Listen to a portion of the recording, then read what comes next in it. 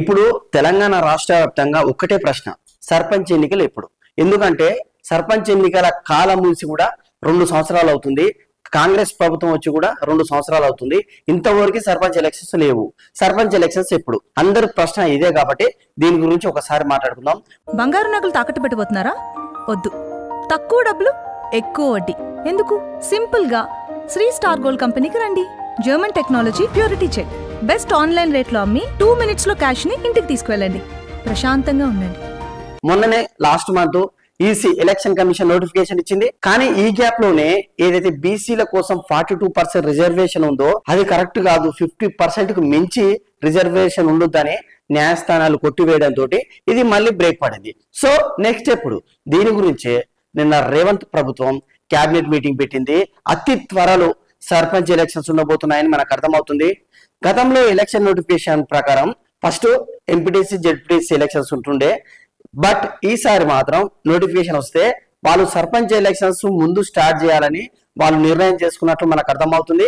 అదే మాదిరి ఈ బీసీ 42% రిజర్వేషన్ కోసం ఏదైతే డెడికేషన్ కమిషన్ ను వీళ్ళు కోరారో దాని మాదిరి 50% రిజర్వేషన్ కు మించి ఉండకుండా ఏదైనా నిర్ణయం తీసుకొని దగ్గరికి రావాలని పొంగులేటి శ్రీనివాసరెడ్డి డెడికేషన్ కమిషన్ కి ఆర్డర్ ఇచ్చినట్లు మనకు అర్థమవుతుంది. ఇంకొక విషయం ఏంటంటే 15th ఫైనాన్స్ కమిషన్ 2026 మార్చి 31 వరకు ఇది ఈ కాలం ముగిసిపోతుంది కాబట్టి సచ్చినట్టు సర్పంచ్ ఎలక్షన్స్, ఈ సర్పంచ్ ఎలక్షన్స్ 2026 మార్చి 31 వరకు సర్పంచ్లు ఎవరని డిసైడ్ కావాలి.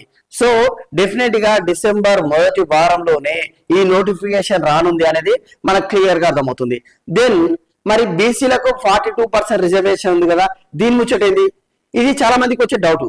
డెఫినెట్ గా హైకోర్టు కానీ సుప్రీంకోర్టు కానీ ఈ 42% రిజర్వేషన్ ఇస్తే 50% మించుతుందిరా బాబు, 67% అవుతుంది. సో మేము పర్మిషన్ ఇవ్వము, 50% రిజర్వేషన్ ఉండేటట్టు మీరు ఏమైనా చేసుకోండి అని న్యాయస్థానాలు చెప్తాయి.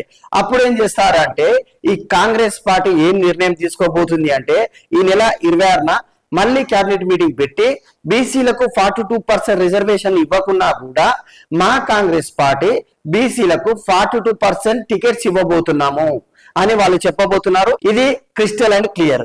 బట్ అదే మాదిరి వాళ్ళు ఏం చెప్పబోతున్నారంటే ఏదైతే పెద్ద పార్టీగా చెప్పబడుతున్న కాంగ్రెస్ 42% టికెట్స్ బీసీలకు కేటాయిస్తున్నామో అదే మాదిరిగా బీసీల పట్ల ప్రేమ ఉంటే వీరు కూడా వాళ్ళ పార్టీ టికెట్స్ ను 42% బీసీలకు కేటాయించాలని చెప్పబోతున్నారు అనేది మనకు క్లియర్ గా అర్థమవుతుంది.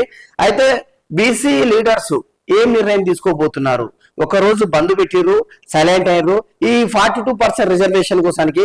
ఎందుకంటే వాళ్ళు బయటకు వస్తారు, స్లోగన్స్ ఇస్తారు, మేమెంతో మాకంతా, మాకు రాజధికారం వద్దా, మేము సీఎం పిఎం సీట్ అడుగుతున్నామా, జస్ట్ వార్డ్ మెంబర్ సర్పంచ్ సీటే అడుగుతున్నాం కదా, దీన్ని కూడా మీరు ఎందుకు ఒప్పుకోవట్లేదు అనేది బీసీ నేతల వాదన.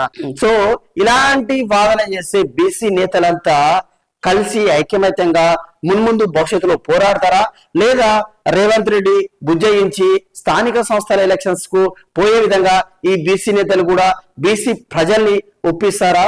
వేచి చూడాలి. ఈ entire local body elections, sarpanch MPTC ZPTC elections జరగక 2 సంవత్సరాలు అవుతుంది కాబట్టి దీని గురించి ఈ వీడియో చూసిన వ్యూవర్స్ మొత్తం ఒకసారి కామెంట్ చేయండి. అదే మాదిరి బీసీలకు 42% రిజర్వేషన్ పక్కాగా ఇవ్వాలా? ఎందుకంటే విత్ ముస్లిమ్స్ 56% బీసీలు ఉన్నారు. అలాంటప్పుడు 42% రిజర్వేషన్ ఇస్తే తప్పేందని బీసీ ప్రజల ఆవేదన.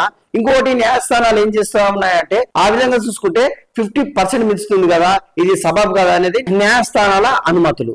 సో ఫైనల్ గా చెప్పండి ఈ వ్యూవర్స్ మొత్తం ఈ 2 అంశాల గురించి మీరేమనుకుంటున్నారో కామెంట్ రూపంలో తెలియజేయండి. అదే విధంగా సర్పంచ్ ఎలక్షన్స్ కి ఎవరైతే సిద్ధంగా ఉన్నారో, ఎంపీటీసీ జెడ్పీటీసీ ఎలక్షన్స్ కి ఎవరైతే సిద్ధంగా ఉన్నారో మీరు సన్నద్ధం అవ్వాల్సిన సమయం వచ్చింది. ఎందుకంటే అతి త్వరలో ఎలక్షన్స్ రాబోతున్నాయి. ఇంకా మన ఛానల్ ఎవరైనా సబ్స్క్రైబ్ చేసుకోకుంటే దయచేసి సబ్స్క్రైబ్ చేసుకోండి.